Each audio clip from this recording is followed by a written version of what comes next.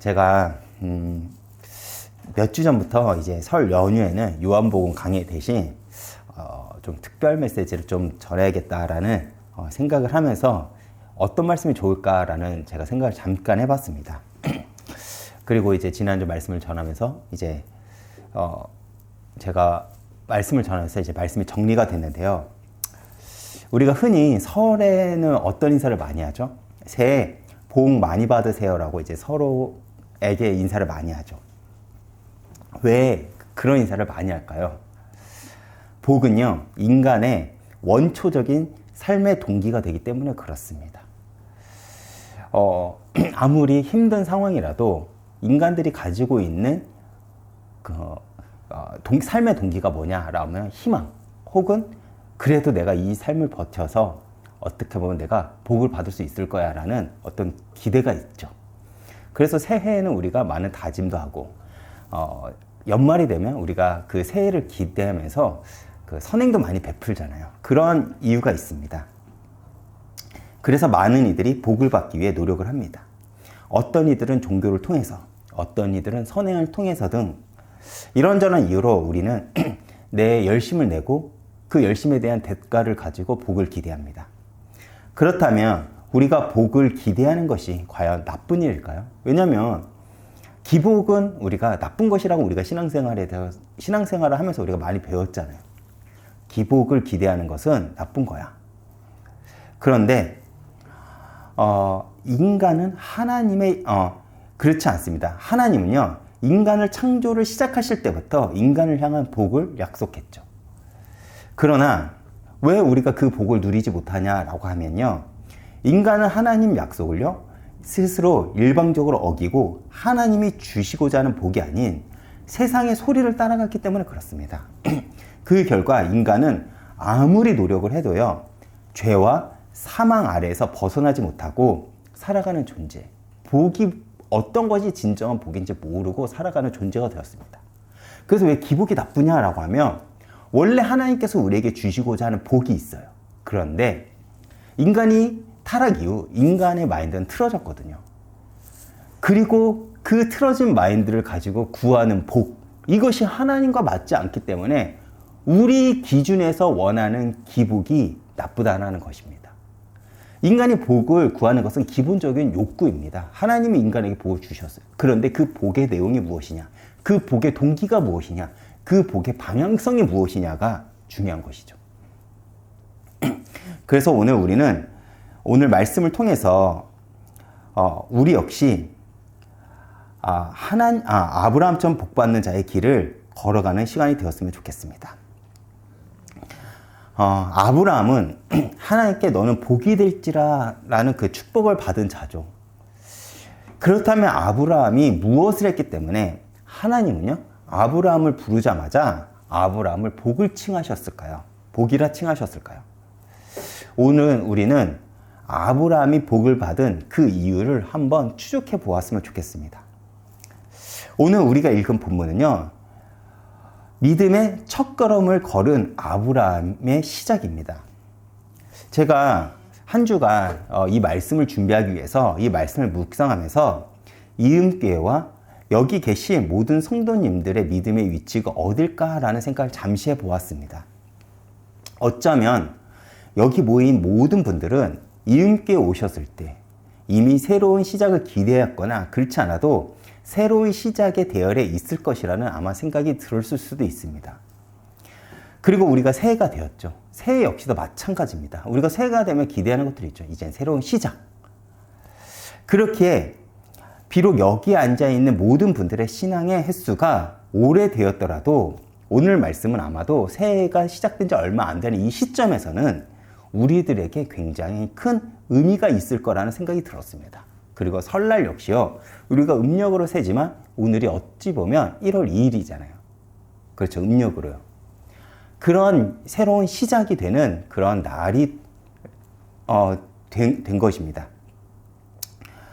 그렇게 지금 우리에게 필요한 것이 무엇인가 라고 하면 2024년 한 해 동안 우리는 믿음의 한 걸음 한 걸음을 걸어야 될 때라고 생각이 듭니다.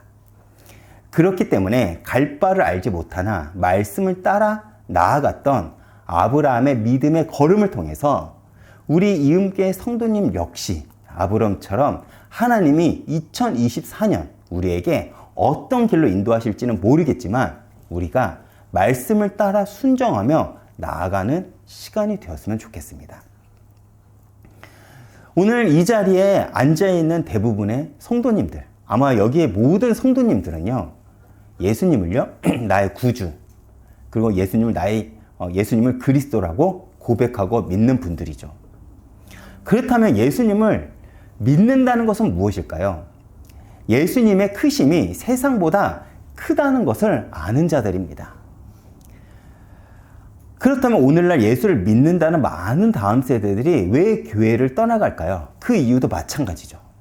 우리는 그 이유에 대해서 굉장히 쉽게 알 수 있습니다. 바로 그들에게는 세상이 예수보다 훨씬 더 커 보이기 때문에 예수를 의지하는 것이 아닌 세상을 의지하기에 세상의 소리를 따라 교회를 떠나가는 것입니다. 즉, 그들에게는 세상의 요구가 하나님의 말씀보다 더 크고 매력적이라는 것이죠. 그렇게 사단은 끊임없이 우리의 시선을 뺏기 위해 다른 관역을 우리에게 가져다 주며 하나님에게서 우리의 시선을 돌려 다른 것을 기대하고 다른 것을 의지하며 다른 것을 바라보게 합니다. 그렇기에 믿음으로 산다는 것은 만만치 않은 영적 싸움이에요. 왜냐하면 사단은요, 우리가 예수를 믿더라도 끊임없이 우리의 삶의 목적과 동기를 틀려고 노력을 한다는 것이죠. 너가 예수를 믿는다고 고백을 해. 너가 예배를 드리는 것까지 내가 알겠어. 네가 예수를 믿는다고 말하는 것까지는 알겠어. 그러나 너의 삶의 목적이 예수로 정해지면 안 돼 라는 것이죠. 그리고 하나님이 아닌 다른 것을 목적으로 삼는 것, 이것을 성경에는요, 죄라고 이야기를 합니다. 즉, 죄란 행위의 문제가 아닌 나의 마음이 하나님을 향해 있지 않은 그 문제라는 것입니다. 그런데 우리는 왜 마음이 하나님을 향하지 못할까요? 우리가 스스로를 아마 변명을 해보자면 우리의 삶에 각자에게 주어진 그 삶이 너무나도 무겁고 힘들기 때문에 그렇습니다. 그래서 모든 사람들은 각각 자신이 가지고 있는 그 상처와 아픔들을 가지고 있어요. 그렇기 때문에 우리는 내가 예수를 믿는다고는 하지만 전심으로는 안 되겠습니다. 우선순위로는 안 되겠습니다. 우선 내가 이것부터 해결하고요. 이것부터 준비하고요. 이것부터 이루고 나서 내가 하나님께 영광을 돌리겠습니다. 라는 이야기들을 많이 하죠. 또 우리는 매년 연말 혹은 새해가 되면요, 교회에서 많은 성도님들이 어떻게 기도하죠? 하나님께 한 번도 가보지 않은 길을 인도해달라고 우리는 기도를 하기도 합니다. 그리고 우리가 기대하는 하나님의 인도는 복을 누리는 삶이죠. 그렇다면 우리는 그 복을 누리는 삶을 위해서 어떻게 하나님께 인도를 받을 수 있을까요? 단순합니다. 하나님도 복을 주시기 기뻐하시는 분이라면 우리가 예수를 잘 믿는다면 우리 역시도 복을 받을 수 있지 않을까요? 바로 그 방법이 세상보다 하나님의 말씀에 귀 기울이면 된다는 거예요. 그런데 사실 그게 어렵습니다. 왜 그렇죠? 우리는요, 내 눈앞에 보이는 현실이 너무나도 급해 보이기 때문에 그렇습니다. 당장 그것을 하지 않으면 망할 것 같고 죽을 것 같고 내가 뒤처질 것 같고 실패할 것 같기 때문에 그렇죠. 그런데 성경은 우리에게 뭐라고 합니까? 아니라는 거예요, 그게. 너가 아무리 눈에 보이는 현실을 쫓아가고 급한 일을 지금 당장 해결하더라도 그 길이 너의 성공을 보장하지 않는다는 것입니다. 그 길이 복된 길이 아니라는 것이죠. 하나님이 우리에게 주신 제일 되는 사명이 무엇입니까? 나에게 맡겨진 삶을 살아내라는 거예요. 그 삶이 뭐냐? 너가 맡겨진 현장 속에서 너가 그리스도인으로서 최선을 다해 그렇게 살라는 것입니다. 나에게 맡겨진 그 작은 일을 할 때 하나님은 그 다음에 큰 일을 맡기는 거지, 내가 하나님이 주신 그 삶도 제대로 살아가지 못했는데 하나님이 우리에게 그 일을 주실까요? 그렇지 않은 것이죠. 그런데 우리의 문제는 무엇입니까? 우리의 시야에는 예수가 보이지 않는다는 것입니다. 그래서 우리는 끊임없이 내 눈과 내 마음을 점검해야 된다는 것이죠. 그런데 이 믿음의 싸움이 쉽지 않습니다. 왜 그렇습니까? 우리의 삶은 무겁고 얽매이기 쉽기 때문에 그렇습니다. 우리는 구원을 받았으나 여전히 세상 앞에서는 연약한 존재라는 것이죠. 그렇게 크고 무거운 세상 앞에서는 우리의 모습은 한없이 작게만 느껴집니다. 그래서 우리는 현실 앞에 타협하고 스스로를 합리화를 합니다. 오늘날 많은 성도님들과 이야기를 한번 해보세요. 내가 그럴 수밖에 없는 무궁무진한 그 이야기들이 있습니다. 100명이면 100가지가 이유가 있고 1000명이면 1000가지의 이유가 있어요. 세상의 힘, 세상의 관습 등은 우리를 한없이 연약하게 만듭니다. 그런데 우리의 문제는 믿음을 너무 쉽게 정의를 한다는 것입니다. 나의 기준에 나를 기준으로 삼고 믿음을 너무나도 쉽게 정의를 해버린다는 거예요. 여기서 정죄가 나옵니다. 내가 할 수 없는 것은 어쩔 수 없었다 합리화를 하지만 내가 할 수 있는 것은 그것을 의를 가지고 남을 정죄하는 것. 이것이 우리들이 가지고 있는 죄성이 아닐까요? 여러분, 우리의 믿음이 언제 드러나는 줄 아십니까? 환난 가운데 드러난다고 합니다. 왜 그렇죠? 시험이 오면 내 속에 무엇이 있는지가 드러나기 때문에 그렇습니다. 그래서 믿음이란 그 길을 걸어가 본 자만이 증인으로 말할 수 있는 권위라는 것이에요. 그래서 세상은 우리를 그리스도인이라고 부릅니다. 그리스도인이란 어떤 자들일까요? 그리스도인들은 세상에 환난이 없어서 행복한 것이 아니라 환난과 어려움을 세상과 똑같이 당해도 세상 사람들과 다르다는 거예요. 뭐가 다를까요? 하나님이 나와 함께 했던 그 이야기가 있는 사람들을 가르쳐서 너는 그리스도인이다라고 이야기를 하는 것입니다. 세상 사람들이 알 수 없는 그리스도인들만의 비밀이죠. 그리고 우리가 그 나의 그 이야기를 다른 사람과 공유할 때 그것을 가르쳐 뭐라고 하냐면 복음을 전한다고 이야기를 하는 거예요. 나의 그 이야기가 없는데 우리가 구원의 길을 말한다고 해서 그게 복음을 전하는 걸까? 그렇지 않죠. 전도는요, 증인이 가서 말하는 겁니다. 그래서 오늘 우리는 아브라함을 통해서 그 믿음을 배워야 됩니다. 아브라함이 왜 대단합니까? 그 역시 우리와 똑같은 막막한 상황 가운데서도 그는 하나님을 붙잡았기 때문에 그렇습니다. 그리고 그의 인생 가운데 하나님과 함께 있었기 때문이었습니다. 오늘 이 말씀을 통해서 여러분이 하나님을 붙잡는 시간이 되었으면 좋겠습니다. 먼저 본문 1절을 보겠습니다. 여호와께서 아브라함에게 이르시되 너는 너의 고향 친척과 아버지의 집을 떠나 내가 내게 보여줄 땅으로 가라. 마지막에 여기서 가라. 이 단어에는요, 어떤 의미가 포함되어 있냐면 떠나서 다시는 돌아가지 않는다라는 그 뜻이 함께 있습니다. 과거 아브라함이 살았던 시대는요, 내가 살았던 그 지역이 나의 정체성이었습니다. 그래서 성경을 보면요, 어떤 사람을 소개하기 위해서는 그가 살았던 지역이 나오죠. 그렇죠. 나사렛 출신의 누구? 예수.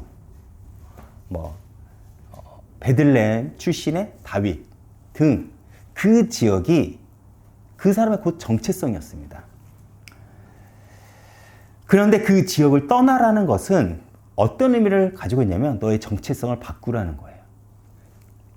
즉 완전한 분리를 뜻합니다.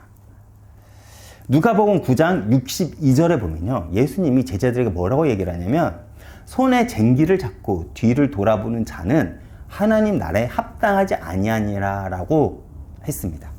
즉 믿음의 역사는요, 삶의 근거를 떠나는 것에서부터 시작이 된다는 것입니다. 고향과 친척과 아비의 짐은요, 힘의 근원, 가장 위로가 되는 것, 가장 안심이 되는 장소입니다. 그런데 그것들을 철저히 떠나는 거예요. 왜 그럴까요? 새로운 길은요, 단절에서 시작되기 때문에 그렇습니다. 그리고 아브라함의 떠남은요, 곧 믿음의 역사의 시작이 됨을 의미합니다. 따라서 하나님은요, 새로운 시작을 단절해서 시작하셨죠. 우리도 마찬가지입니다. 우리 역시도 진짜 우리가 하나님을 믿고자 한다면 내 옛사람을 죽어야 됩니다. 이건 철저한 내 옛모습과의 그 단절을 의미하는 것이죠. 그리고 새로운 피조물로서 살아가는 것, 새로운 방법, 새로운 삶의 목적, 새로운 삶의 과정들이 내 인생에 들어온다는 것입니다.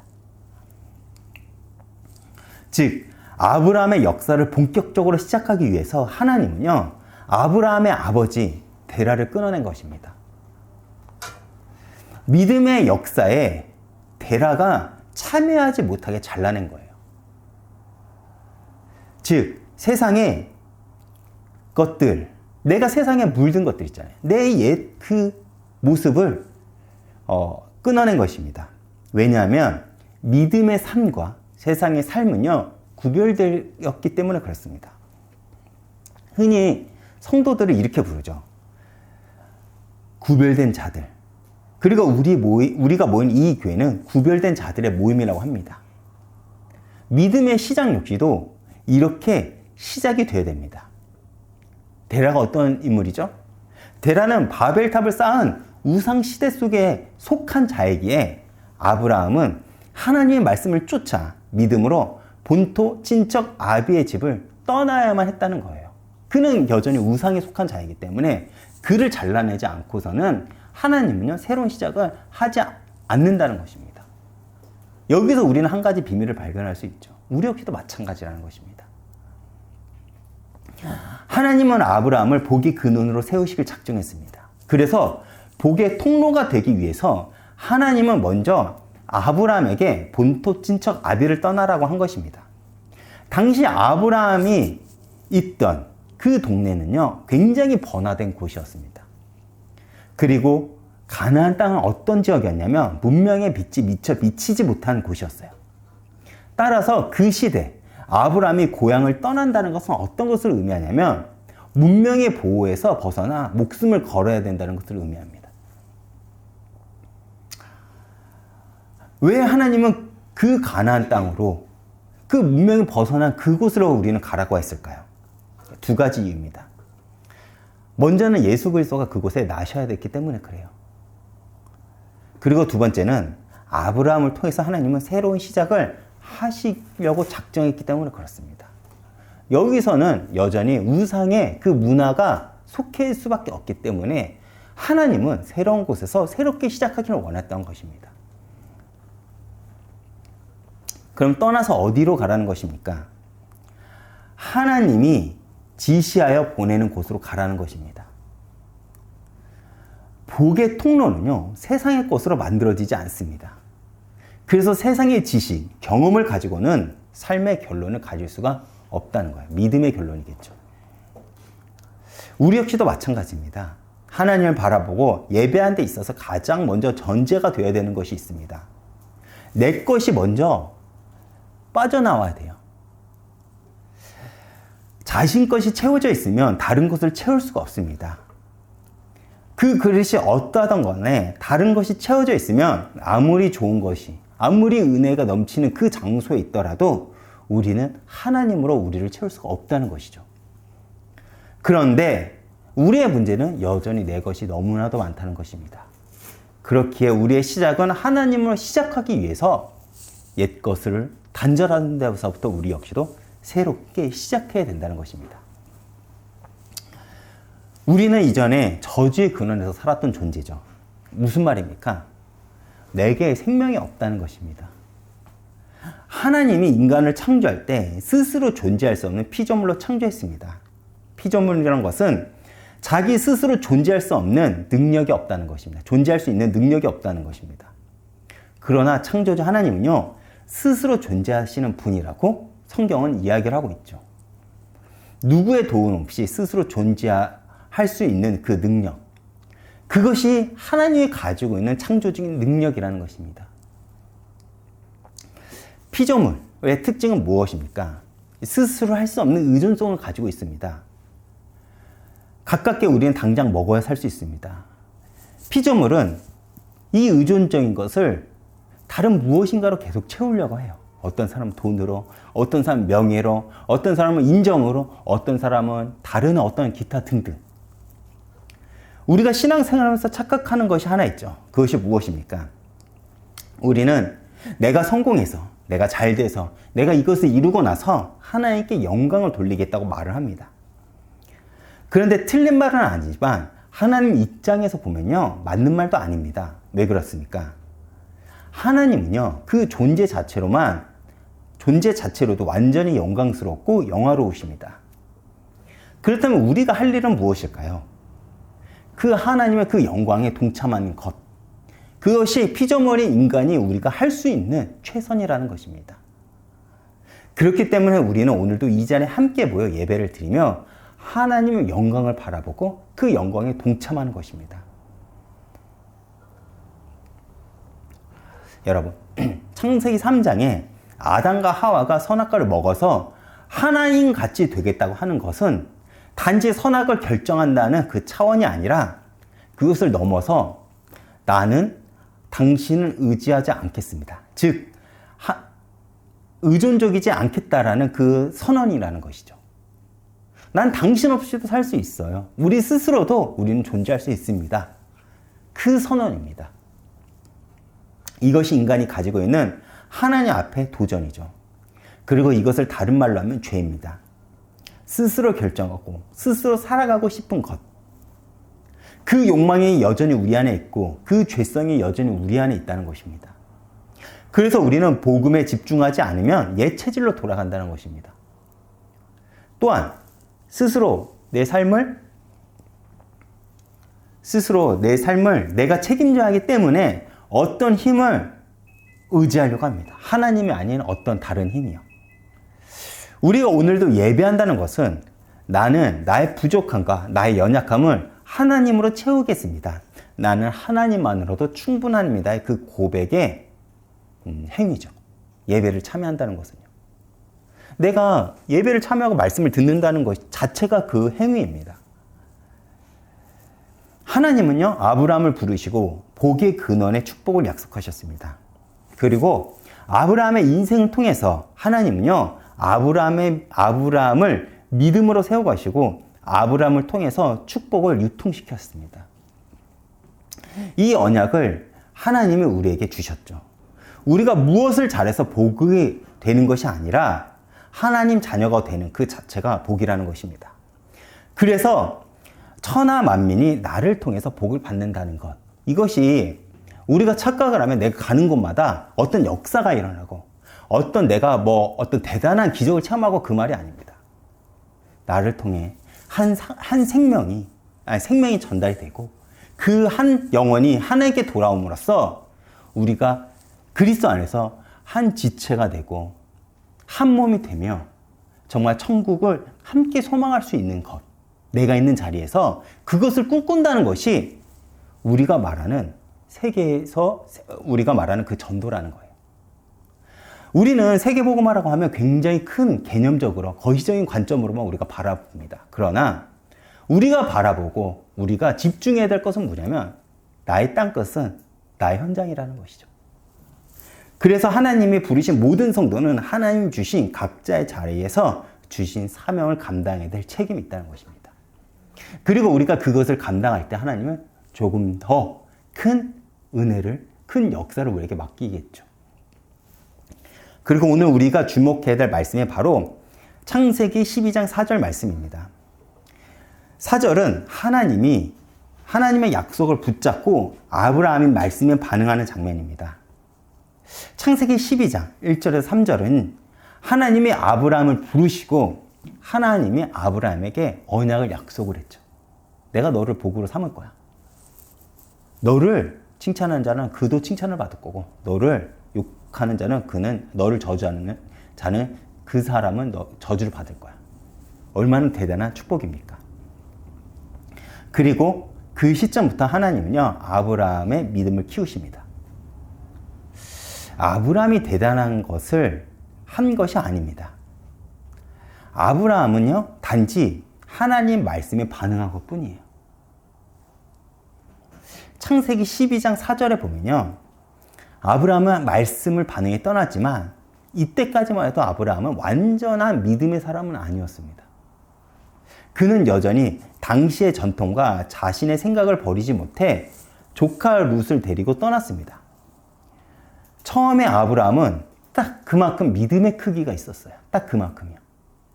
자신의 문화에 거스를 수 없는 자신의 생각, 우리가 흔히 말하면 자신이 가지고 있는 어떤 고정관념 같은 것들이죠. 그거를 깰 수 없는 그 믿음의 한계들이 있었습니다.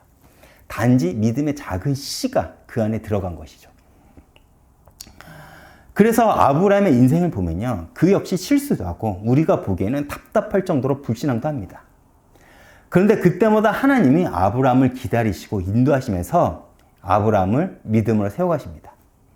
또 아브라함 역시 하나님이 주신 창세기 12장 3절에 주신 그 약속을 기억하는 순간순간 하나님 말씀에 순종하며 그의 믿음은 자라났죠. 아브라함이 하나님을 알아갈수록 믿음도 함께 커진 것입니다. 그의 믿음이 얼마큼 자랐을까요? 얼마큼 커졌을까요? 아브라함이 독자 이삭을 제물로 바칠 만큼 그의 믿음이 커진 것입니다. 하나님은 아브라함이 이삭을 바칠 것을 모르셨을까요? 아니요. 하나님은 아셨습니다. 그렇지만 아브라함이 복음으로 결론 날 때까지 기다린 거예요. 너가 나로 충분하니? 거기까지 하나님은 기다리신 것입니다. 믿음의 크기가 삶의 한계를 만들어낸다는 것이죠.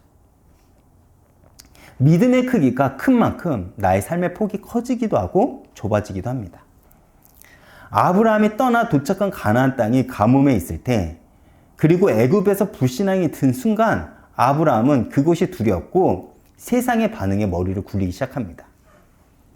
생명이 하나님께 있다는 것을 모르는 것이 그때 당시의 아브라함의 믿음의 크기였습니다. 믿음의 크기가 좁아지면 그만큼 세상의 크기는 넓어진다는 것이죠.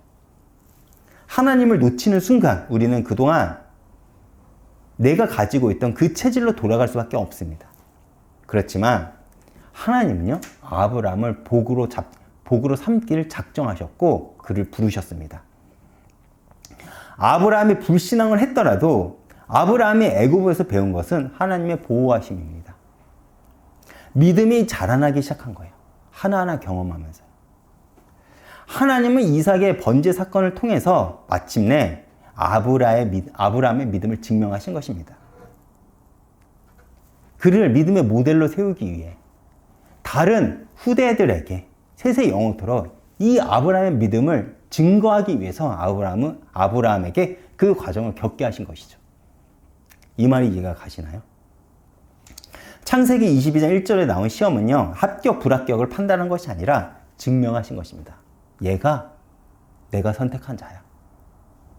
얼마나 대단한지 알지? 아브라함을 기준으로 너희들도 믿음을 배웠으면 좋겠구나. 이것이죠. 히브리서 11장에 보면요, 아브라함은 하나님께서 이삭을 다시 주실 줄로 믿었다고 했습니다. 그렇지만 그 믿음 역시 아브라함이 한 것이 아니라 하나님이 아브라함의 믿음을 세우셨다는 것이죠. 그 믿음의 주체가 아브라함에게 있는 것이 아니라 하나님에게 있다는 것입니다. 단지 아브라함은 복음의 하나님의 약속을 가지고 말씀에 반응한 것입니다. 그런데 아브라함이 만약 끝까지 불신앙을 했다면 믿음으로 증명을 할 수 없었을 것입니다.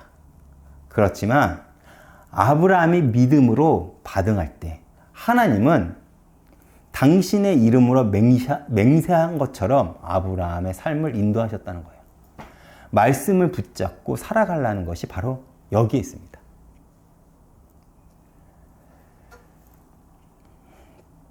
아브라함이 말씀을 따라갔다는 말에 우리는 믿음의 조성은 역시 다르다고 생각할지도 모릅니다. 그러나 아브라함은 당시 사실 어쩔 수밖에 없는 상황이었어요. 말씀만을 따라갈 수밖에 없는 상황이었습니다. 이거를 우리가 기억했으면 좋겠어요. 그가 선택할 수밖에 없는 게 아니라 그가 선택한 게 아니라 그렇게밖에 할 수 없는 유일한 길이었습니다. 익숙한 것을 떠나 생전 처음 가보는 낯선 길을 가야 했기 때문에 그는 말씀을 따라갈 수밖에 없었던 것입니다. 그가 대단한 것은 길을 떠났다는 것이 중요하지 그 과정마다 그가 대단한 믿음의 선택을 했다는 게 아니라 어쩔 수 없이 예배를 드렸고 말씀을 받고 말씀을 따라간 것입니다. 심지어 어디로 갈지 모르는 상황에서 길을 떠난 것입니다. 자신을 인도하는 하나님을 붙잡지 않고서는 갈 수 없는 길이었다는 것이죠. 그런데 여러분, 이게 믿음의 길이라는 겁니다. 우리가 할 수 있는 건 뭐냐면 떠나는 거예요. 옛것을 단절하고 떠나는 것. 그 믿음을 하나님께서 우리에게 원한다는 것입니다. 그리고 그 다음에 인생은요, 내가 책임지겠다는 겁니다. 믿음은 안락함을 벗어나 한 번도 가보지 않은 세상으로 들어가는 것입니다. 사람의 경험과 능력으로는 한 번도 가지 못하는 곳, 경험하지 못하는 곳, 오직 하나님의 인도하심이 아니면 갈 수 없는 곳이 믿음의 길이라는 것이에요. 저는 오늘 이번 주 이 말씀을 준비하면서 이음교의 길이 이 길이 아닐까라는 생각을 해보았습니다. 정말 두렵고 떨리지만 말씀을 하나님을 의지하지 않고는 앞이 보이지 않는 길입니다. 정말 사람이라도 많다면 그 사람을 의지해서라도 갈 수 있을 텐데 그렇지 않지 않습니까? 정말 어디에 붙잡고 하소연하고 싶고 누군가가 이 교회를 도와줬으면 좋겠어요. 대단한 능력자. 그런데 그런 것도 없습니다. 그래서 우리 이은교회가 걸어가는 그 길이 아브라함이 떠났던 그 길이 아닐까라는 생각을 했습니다. 그리고 올해 역시 우리 이은교회 역시 단절로부터 시작되는 새로운 한 해가 되지 않습니까? 하나님이 이은교회를 복으로 삼기를 작정하셨을까라고 생각을 해봅니다. 하나님은 믿음의 첫 세대 아브라함부터 이삭과 야곱을 거쳐 지금 우리에게까지 믿음의 역사를 이어오셨습니다. 어떻게 그럴 수 있었습니까? 그는 하나님을 신뢰했기 때문에 그렇습니다. 그리고 그의 삶이 우리 후손들에게도 계속 이어져야 된다는 것이죠. 결론입니다. 오늘 우리가 말씀에 우리가 기억해야 될 것은 믿는다는 것이 무엇이냐는 것입니다. 성경에서 말하는 믿음은 내가 가지고 있는 신념, 확신이 아니다라고 이야기를 합니다. 왜냐하면 이것이 아브라함의 믿음의 신념이고 확신이라면 그의 믿음의 주도권은 아브라함에게 있는 것입니다. 내가 본 것, 내가 확신한 것, 내가 신념을 가지고 있는 곳에 역사가 있기 때문에 그것은 아브라함의 의가 된다는 것이죠. 우리 성도들이 여기서 무너집니다. 내가 강한 신념이 있었기 때문에 내가 했기 때문에 내가 그 길을 갔기 때문에 이런 역사가 일어났어 라고 얘기합니다. 아니라는 것이죠. 성경은 믿음을 사용할 때 이렇게 얘기를 합니다. 믿음이란 하나님, 내 길, 그 한 치 앞도 모르겠습니다. 내가 어떤 길을, 어떤 인생길을 가야 될지 모르겠습니다. 내가 가는 길이 복인지 화인지도 모르겠습니다. 그런데 그 길을 끌어가는 자가 주님인 것을 내가 압니다. 그래서 나는 주님을 믿고 이 길을 갑니다. 이 고백이 있는, 그리고 그 고백을 삶으로 지켜내는 자, 그것이 믿음이라고 얘기를 합니다. 앞이 보이는데 저 길 내가 가면 상급이 있는데 그걸 바라보고 가는 것, 그게 믿음이라고 얘기를 할까요? 아닙니다. 왜 사람들이 그렇게 죽어라 공부를 하고 운동선수들이 죽어라 그렇게 훈련할까요? 그 뒤에 상급이 보이지 않습니까? 그것을 믿음이라고 얘기를 하지 않아요. 믿음이란 하나님을 의지하면서 내 맡겨진 삶을 살아가는 것. 앞이 아무것도 보이지 않는데 하늘은 열렸으니까 그 하늘을 바라보면서 살아가는 것. 그런 사람들을 가리켜 믿음 있는 자라고 이야기를 하는 것입니다. 그리고 그 믿음은 하나님이 기쁘게 보시고 아브라함의 삶을 복으로 채우셨듯이 우리의 삶을 복으로 채우실 거라고 믿습니다. 우리가 아브라함처럼 믿음의 고백을 하고 더 나아가 그 고백을 삶으로 지켜내는 삶을 산다면 우리는 하나님이 주시는 그 복을 누릴 수 있을 것입니다. 그런데 그 과정은 쉽지 않죠. 왜 그렇습니까? 우리는 언제나 우리의 삶의 우선순위가 하나님이 아니기 때문에 그래요. 그렇게 말씀을 따라간 삶이 언제나 후순입니다. 그러나 우리가 내 삶의 주도권은 하나님께 두고 말씀을 따라 살아간다면 하나님은 우리에게도 너는 복이 될지라 라고 말씀하시면서 우리를 믿음으로 세워하실 것입니다. 한 주도 믿음의 사람으로서 승리하시길 축원드리겠습니다. 제가 이번 주 찬양은요, 믿음으로 나아가는 찬양을 준비했습니다. 여러분, 우리가 완벽해서 주님이 우리를 부른 것이 아닙니다. 아브라함도 연약했지만 그는 자신의 연약함을 인정하고 주님의 말씀을 따라갔습니다. 그것을 가르쳐 우리는 믿음이라고 하죠. 하나님은 우리의 연약함을 아십니다. 그리고 우리가 그 연약함을 가지고 나아가길 바랍니다. 그리고 그런 우리를 하나님은 복으로 채우실 거라고 아브라함에게 약속했듯이 지금 우리에게도 약속을 하십니다. 주님께 그렇기 때문에 소망을 두고 믿음으로 한 주도 승리하시길 바랍니다. 오늘도 이 찬양을 통해서 큰 은혜 받으시길 바라겠습니다.